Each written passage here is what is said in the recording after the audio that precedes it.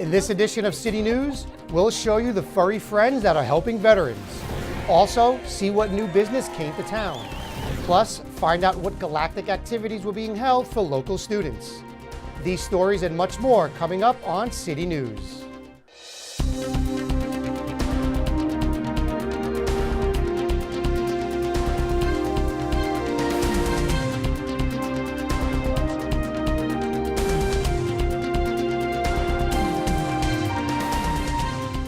Hello and welcome to City News. I'm Sam Vargas. The Canine Companions for Independence and Hawthorne Police Department were at the Connective Federal Credit Union. Daniel Lindley explains why. Connective Federal Credit Union held a lunch and learn teaching the community the various types of assistance dogs. We have 4 types of service placements. We have a service dog that does a lot of retrieve and they can turn lights on and off. And we have a skilled companion placement, and that's for children and people with lower dexterity who need a second person to help. And so they work as a I almost said 3-person team, but it's 2 people and a dog. Canine Companions for Independence also breed, raise, and train hearing dogs, facility dogs, and just started a PTSD dog program. My favorite is our nightmare interruption. So the dog is trained to recognize raised heartbeat and can either pull covers off from the bottom of the bed or turn the lights on and off until the veteran wakes up. Hawthorne Police Department's K9 Scotty is a facility dog who also came from this organization. Scotty is trained to be able to go to court to help victims testify. He can go with you to get an examination done by a doctor. He's here to boost the morale, to do all of our community events, to work with any type of victim. So anything that we do, Scotty can do as well.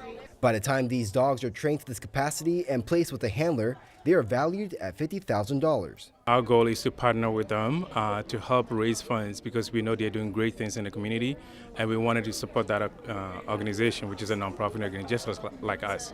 Canine Companions for Independence wants people to know that anyone with disabilities can apply for an assistance dog. Reporting for HCTV, I'm Daniel Lindley. For more information on Canine Companions for Independence, visit their website at www.cci.org.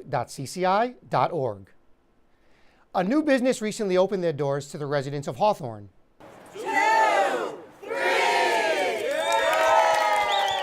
We are celebrating the grand opening of Hobby Lobby, the nationally known store which has crafts and home goods, furnishings. And everyone that's been in there already so far says it's absolutely beautiful, so I'm looking forward to seeing that.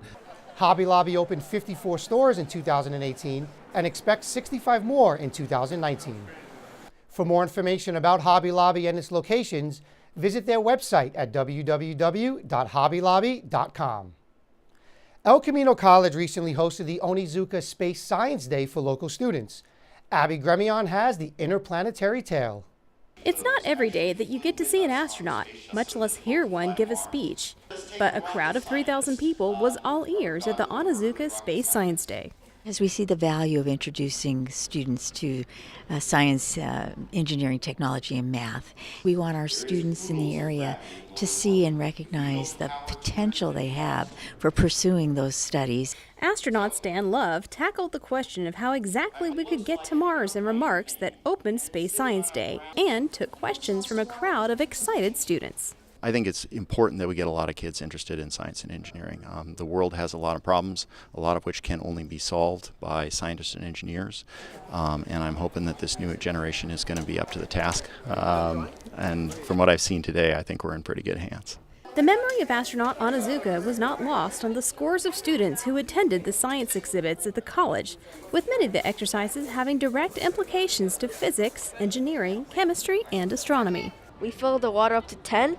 And then we added this calcium tablet thingy, and then we built up pressure, and the gas wanted to escape, so the rocket just launched off. I want to be a research astronomer. I want to study black holes in particular because they're really cool. My most favorite fact about black holes is that literally, if you take 2.5 cats and you toss them into the black hole and you harvest all of the energy, you can power a city for a year. Parents who attended the lecture and activities were pleased with what they saw. It's able to expose the kids to some life sciences, with chemistry and physics, but also with the importance of space exploration and the impact it has for us and what we can do in the future to further that. So it's very exciting for the kids.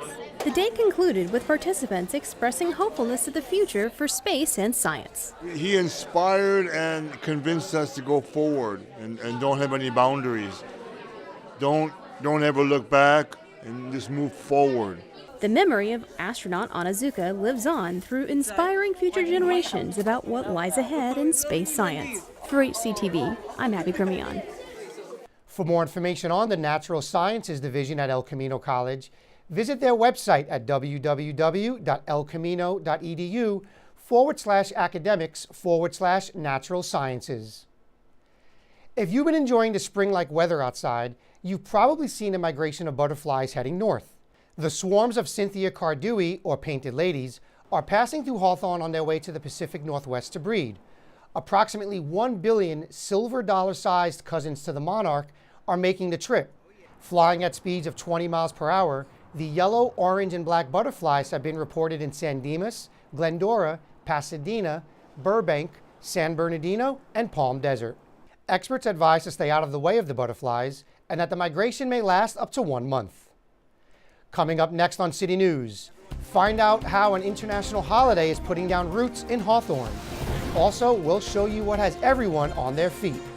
There's more news ahead. We'll be right back. Welcome back. Just when we thought we had the flu behind us, the Centers for Disease Control have issued an advisory to residents in Southern California that a second strain of the virus is making its way through the Southland. While the flu season has been dominated by Influenza A, which is more severe than other types of the flu, reported cases of Influenza B have now surpassed Influenza A, which the CDC warns may set the stage for a second wave of the virus. California has reported flu cases widespread across the state. The good news is that the Influenza B virus responds better to vaccinations than Influenza A. Doctors advise that the best method of defense from this latest strain is practicing good hygiene and getting the flu shot. The West Basin Municipal Water District is handing out free rain barrels. Reporter Daniel Lindley explains why.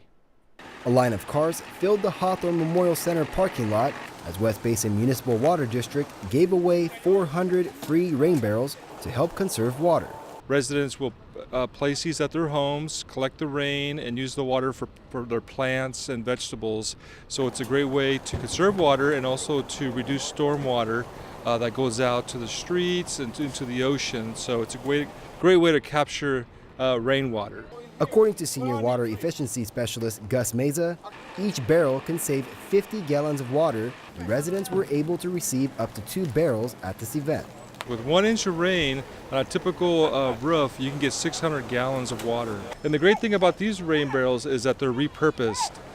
They used to hold olives, so there's companies out there that will turn them into rain barrels and give them another life.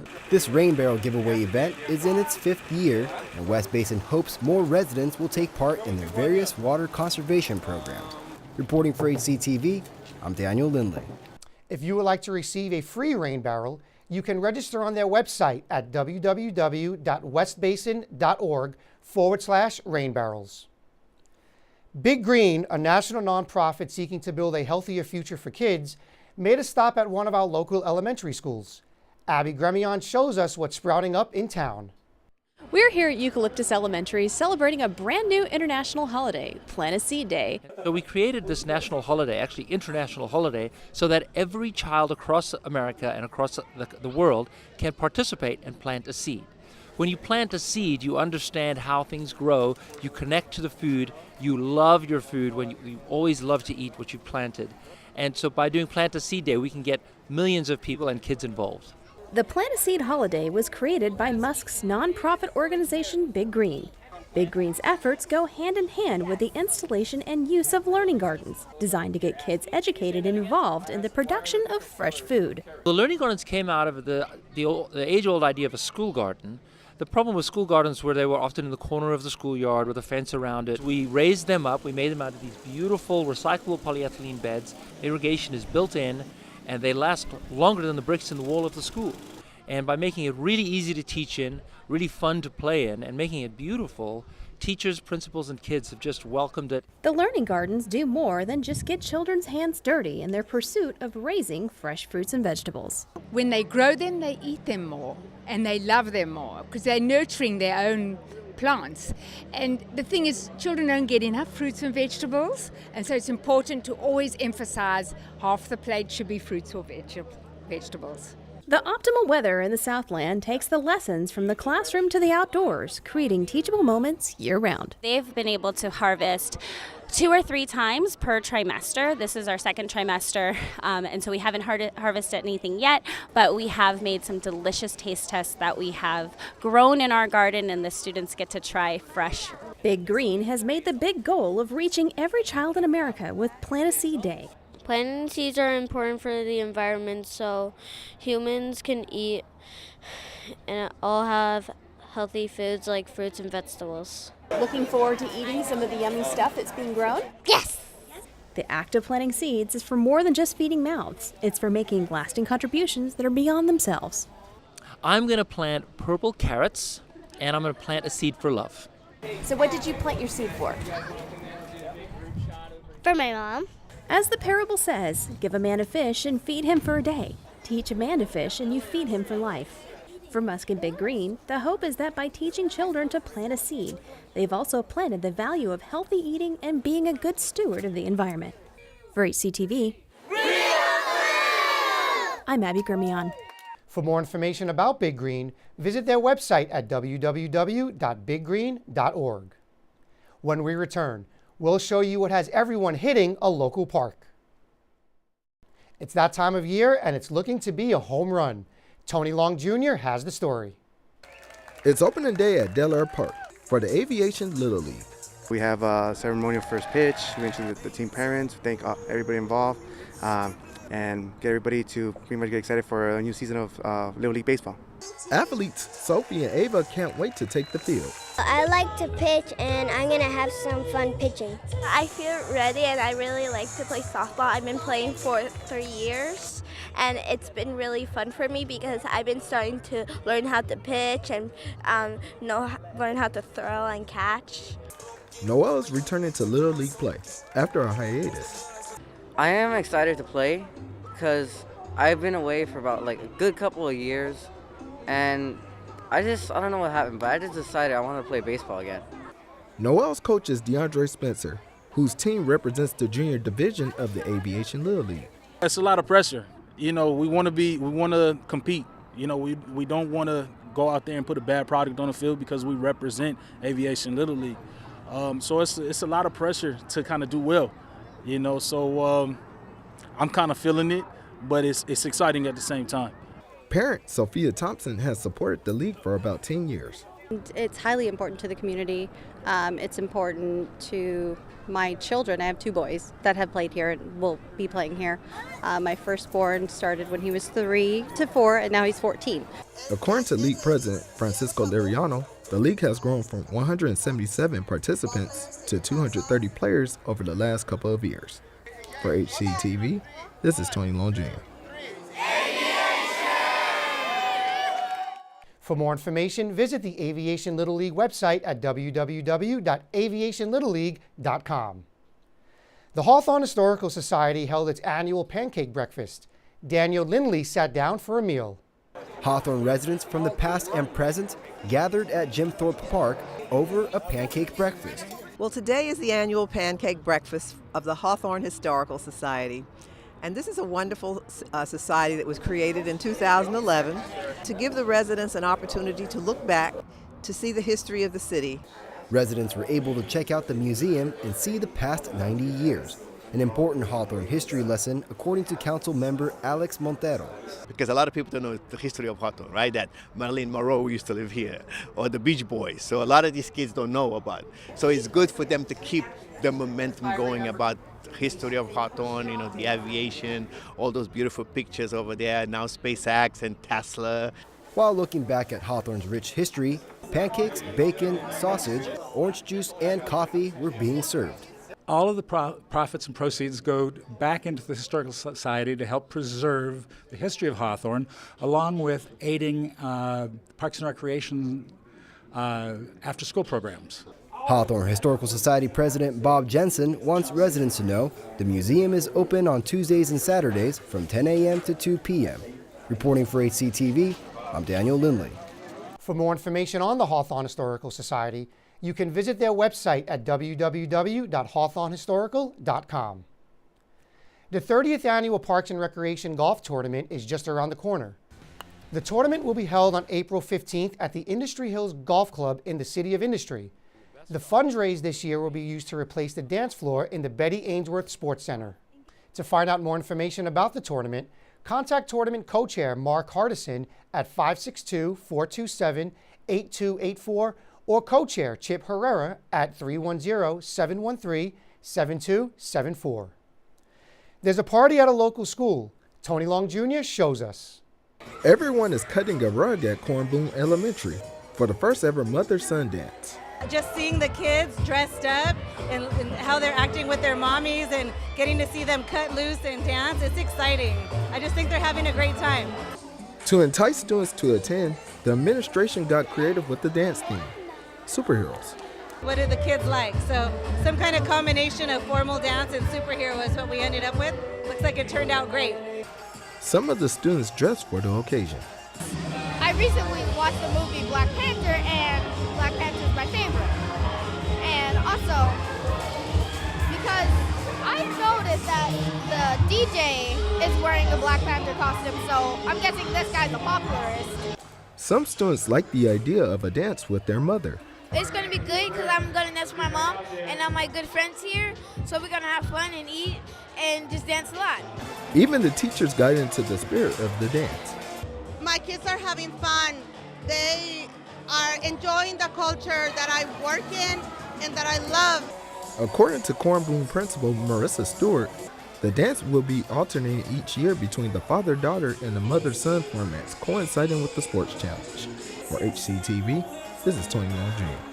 For more information, visit the Cornbloom Elementary website listed on the screen. Keep it right here on Channel 22 for these future city news stories. Find out what happened at the annual STEM Super Saturday. Plus, see how Cornbloom Elementary's fathers and daughters show off their athletic abilities. And get an inside look at this year's career fair. That does it for this edition of City News. Thanks for watching. If you have any story ideas, please call us at 310-349-1630 or email us at hctv@hawthorneca.gov. Don't forget you can watch City News online on YouTube by searching Hawthorne Community Television. We'll leave you now with more footage from Aviation Little League. See you next time.